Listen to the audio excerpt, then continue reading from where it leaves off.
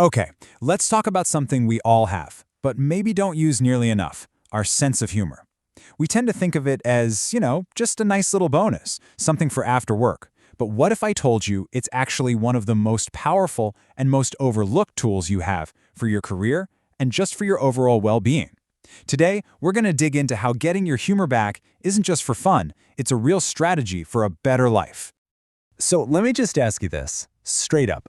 Are you suffering from what humor strategist Paul Osincup calls chronic seriousness? Think about it. He argues it's this condition that affects pretty much all of us as we get older. We get jobs, we have responsibilities, and somewhere along the line, we start trading laughter for spreadsheets. And this isn't just a feeling. Look at this number. It comes from a massive Gallup poll of 1.4 million people. It shows that our tendency to laugh and smile takes a huge nosedive right around age 23. And that's no coincidence, right? That's the exact moment most of us are jumping into the workforce, totally convinced that we have to be serious all the time to be taken seriously. Hey, real quick, before we get into the solution for all this seriousness, if you're enjoying this explainer so far, could you do me a quick favor and hit that like button and maybe drop a thought in the comments? It honestly helps us out a ton. Thanks. Okay, so what if humor is the actual antidote to this chronic seriousness? And what if it's not some magic personality trait you're either born with or you're not? What if it's a skill you can learn? A skill that can literally help you handle stress better, connect with your team, and even help you get that next promotion. So, you might be wondering, how does this actually work? Well, let's get into the science of it because it's fascinating. It's not just a vague feeling. When you laugh, there's a really powerful chemical reaction going on inside your brain. The easiest way to remember what's happening is with this acronym, DOSE. Every single time you laugh at something, your brain releases this incredible cocktail of 4 feel-good chemicals. It's like a natural boost for your well-being. First up, we've got D for dopamine. This is the reward chemical. You know that little rush you get when you check something off your to-do list? That's dopamine. It boosts your motivation and helps you focus. A little humor at work can actually make you feel more rewarded for just being there. Next, O is for oxytocin. This is the connection chemical, sometimes called the bonding chemical. This is absolutely huge for teamwork. Seriously, sharing a genuine laugh with someone builds trust and empathy way faster than any of those awkward corporate trust fall exercises ever could. Then we have S for serotonin. This is your mood regulator. Think of it as your brain's own natural anti-anxiety medicine. Laughter helps keep your mood stable and just generally increases your sense of well-being. And finally, E is for endorphins. These are your body's natural painkillers. They actually reduce the stress hormone cortisol and give you this amazing feeling of euphoria and a nice little boost to your self-esteem. So a good, hearty laugh literally makes you feel better, both physically and mentally. And this isn't just about feeling good. It's about getting ahead. I mean, look at this chart. A wild 91% of executives believe a sense of humor is important for career advancement. Leaders want to work with people who are relatable, resilient, and, not a total downer. Okay, so you're probably sold on the why by now. The benefits are clear. But what about the how? How do we actually do this? The key thing to remember is that your brain has this amazing ability called neuroplasticity. It can physically change and form new pathways. And that means humor isn't a talent you're born with, it's a muscle you can actually build.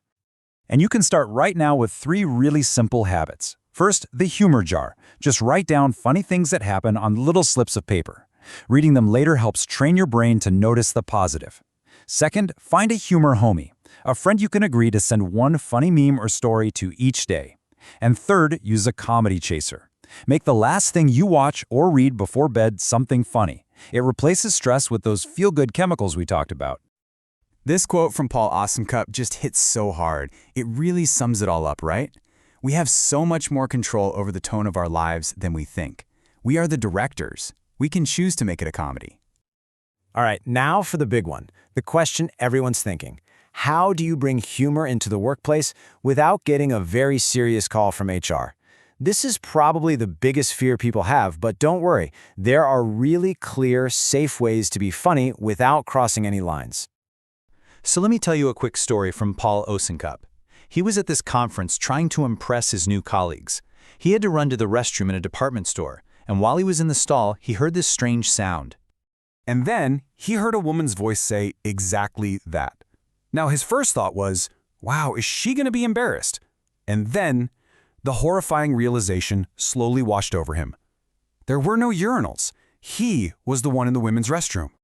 He managed to sneak out without anyone seeing him. But later, when his new team asked him what he bought at the mall, he had a choice. He could have said nothing. Instead, he just said, "Not arrested." And then he told him the whole embarrassing story. And you know what? They all cracked up. It brought the whole team closer. The key here, the joke was on him. That story is the perfect illustration of the difference. Safe humor is self-directed. You make fun of your own relatable goofs. It's about punching up or at yourself. It uses that improv idea of yes and to build on things positively. Risky humor, on the other hand, is about other people. It punches down at those with less power, or it needs a lame disclaimer like, "Hey, just kidding." And you need to learn to spot the red flags. If you feel like you have to say, "I'm not racist, but," or if you find yourself looking over your shoulder before telling a joke, just stop. It's not a good joke. And if the laughter turns to silence, or worse, you have to tell someone to lighten up, you've definitely crossed a line. So let's bring this all home. The goal here isn't to become a stand-up comedian at the office. The goal is to start treating humor as a legitimate wellness strategy, a proactive way to manage your own stress and build a more positive, fun environment for everyone. Here are 3 dead simple things you can literally do tomorrow. 1. Just add a funny, relevant quote or meme to your next meeting agenda. 2. With your team, pick a silly word like banana that anyone can say when the meeting gets off track. 3. Use a silly prop to make a point in a presentation. Remember, small, consistent acts of fun are way more powerful than one big, rare event. And that really is the ultimate takeaway. When you look at the real scientific benefits, humor absolutely deserves a spot right alongside things like meditation, yoga, and exercise as a core part of taking care of ourselves. So I'll leave you with this one question to chew on. We all have that playful spark inside of us, right? The one that kind of got buried under a pile of responsibilities around age 23?